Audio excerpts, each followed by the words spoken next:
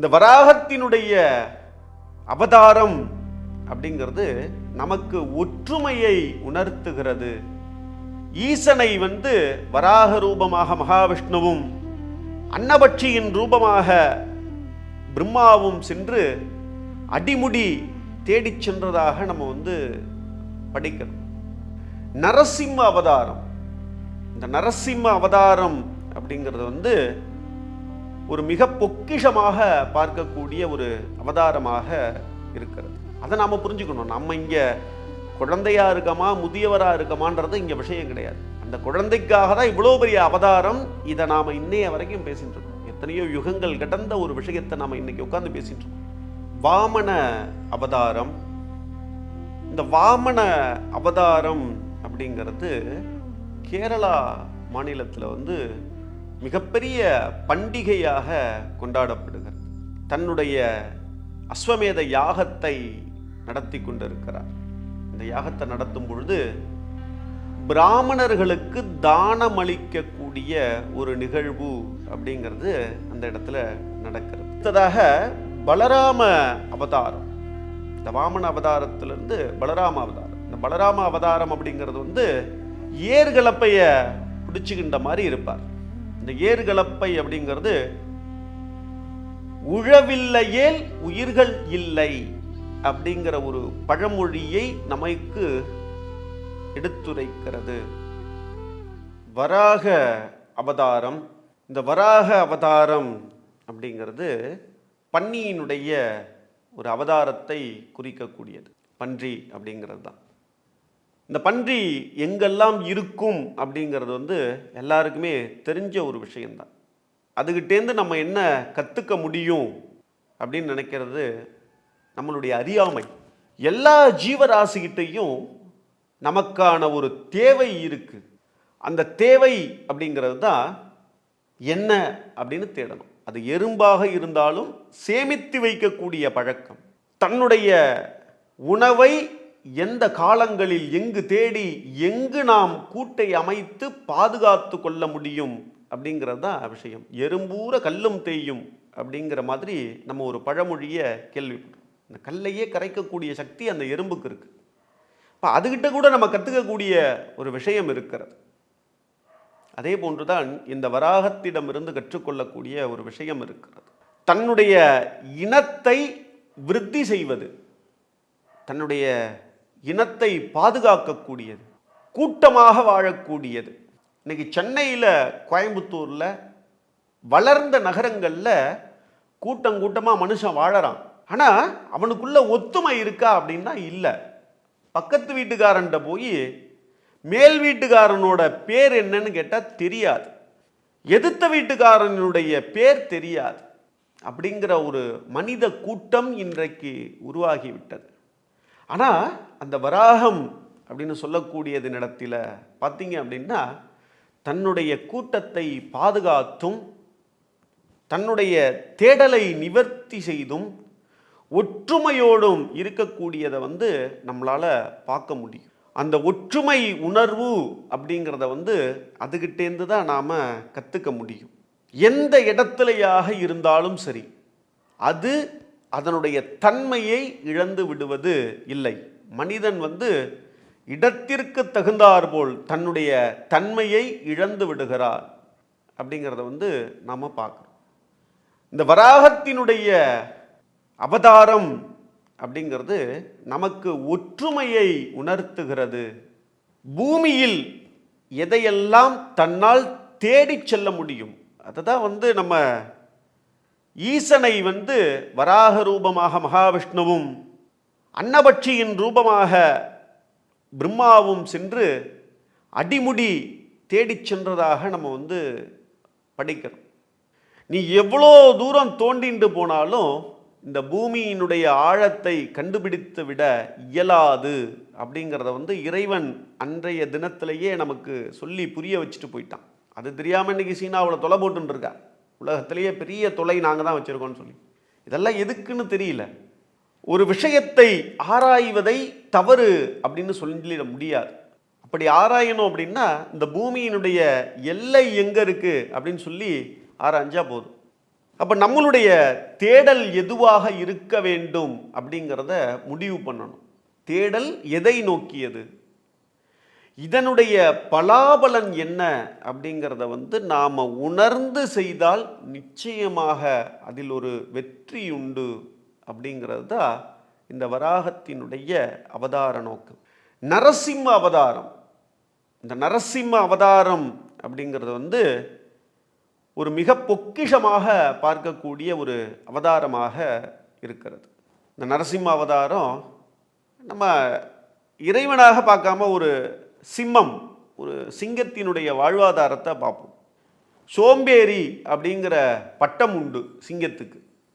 தன்னுடைய இறை முழுமையாக சாப்பிட்டு முடிச்சுடுத்து அப்படின்னாக்கா நீ கிட்டக்க போய் குச்சி எடுத்து தட்டினாலும் கூட அது பாட்டுக்கு எழுந்திருந்து பார்த்துட்டு அப்படியா நீயா தட்டின்னு இருக்கியா சரி அப்படின்னு படுத்து தூங்கிடும். அது அதனுடைய வேலை. ஆனால் அது பசியில் இருக்கும் பொழுது போனோம் அப்படின்னாக்கா நம்மளையே அடித்து சாப்பிட்டுடும்.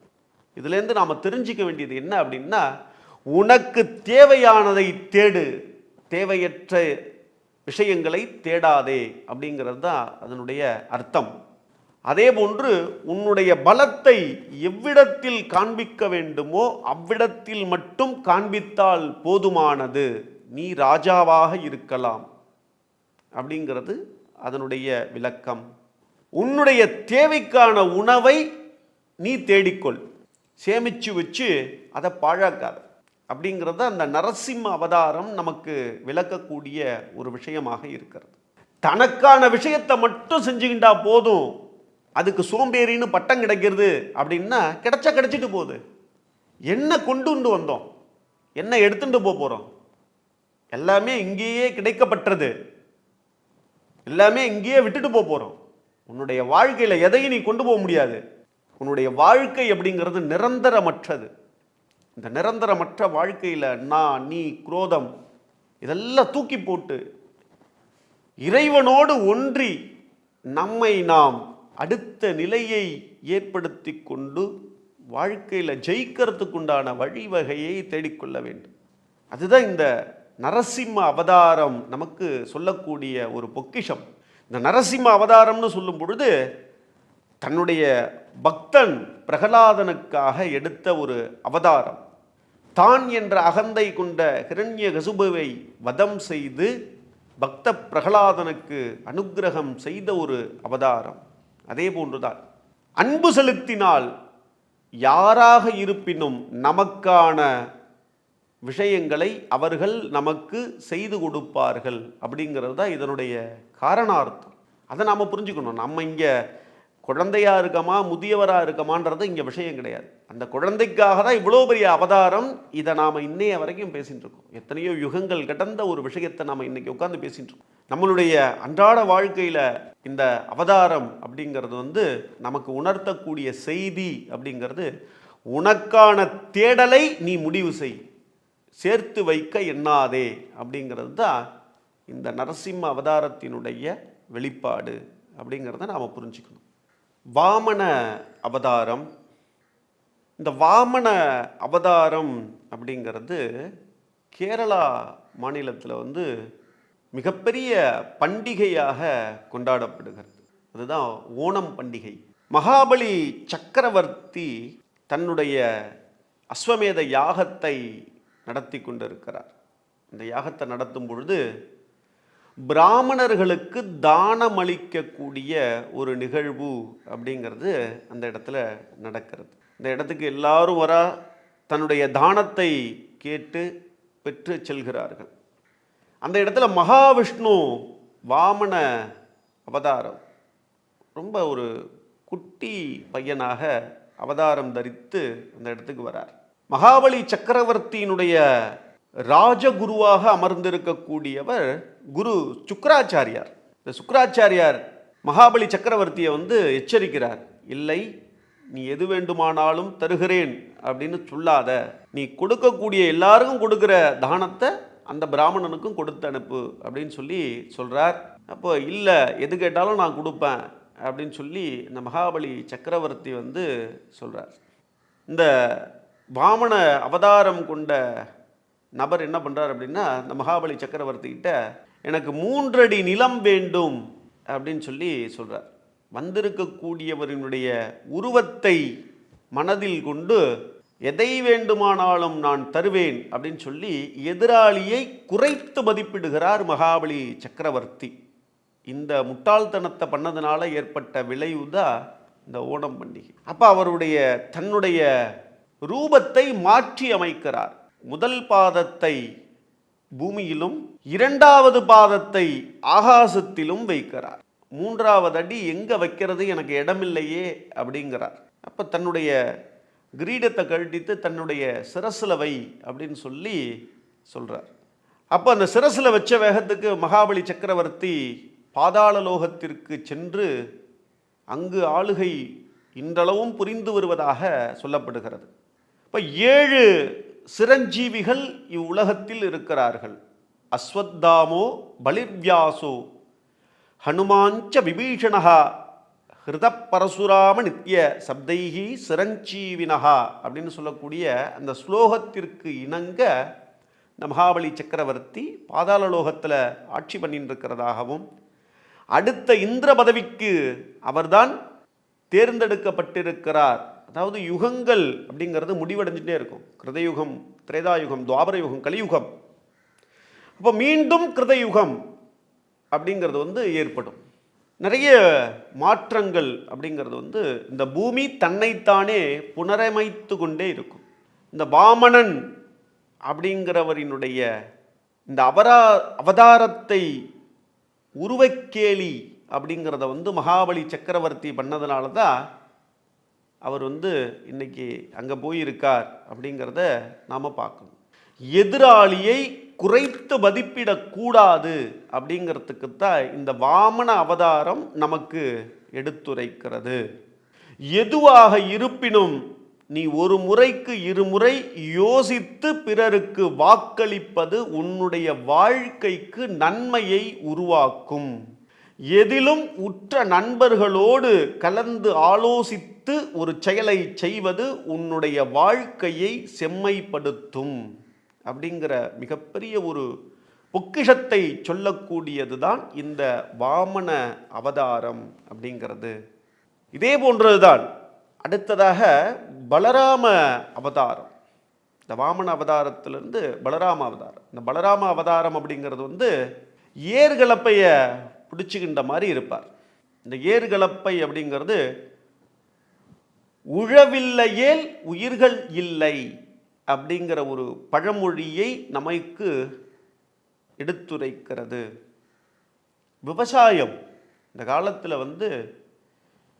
விவசாயத்தை பிற உயிர்களுக்காக மனிதன் செய்ய முடியும் அப்படிங்கிறத உணர்த்திய ஒரு அவதாரம். பிற உயிர்களுக்காக தன்னை அர்ப்பணித்து கொள்வது. இன்னைக்கு விவசாயம் இல்லை அப்படின்னாக்க இந்த உலகத்தில் யாருமே இல்லை. எல்லா விண்வெளி வீரர்கள் மாதிரி மாத்திரை போட்டுக்கிற காலம் கூடிய விரைவில் வரப்போகிறது. இந்த சரீரத்திற்கு தேவையான சத்து அப்படிங்கிறது கிடைச்சிடுத்துனா போதுமானது. இந்த சரீரம் பசிக்காது. இப்போ பசி இல்லை அப்படின்னாக்க விவசாயம் தேவையில்லை. ஏற்கனவே விவசாயம் அழிஞ்சுட்டு தான் இருக்கு. பல வகையான பூச்சிக்கொல்லிகள்,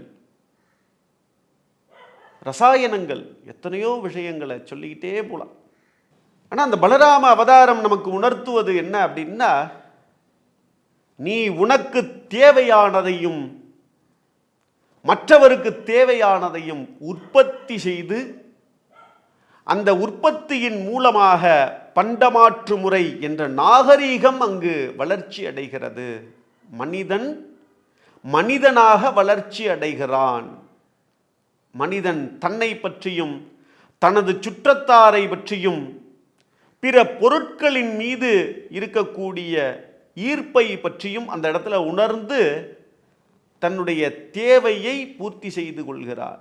இதுதான் பண்டமாற்று முறை. தன்னிடம் நெல்மணிகள் இருக்கிறது என்றால் அதை கொடுத்து பயிர் வகைகள், சிறுதானிய வகைகள் அங்கே பெறப்படுகிறது. இது போன்ற விஷயங்கள் எண்ணற்றவை. அந்த பண்டமாற்று முறை அப்படிங்கிறத இந்த பலராம அவதாரம் நமக்கு உணர்த்துகிறது. இப்படி வாமன அவதாரம் ஒரு வகையான வாழ்க்கை தத்துவத்தையும் பலராம அவதாரம் நமக்கான தத்துவத்தையும் வாழ்க்கையினுடைய புரிதலையும் நமக்கு உணர்த்துகிறது. இதுவே இவ்விரு அவதாரங்களினுடைய நோக்கமாக பார்க்கப்படுகிறது.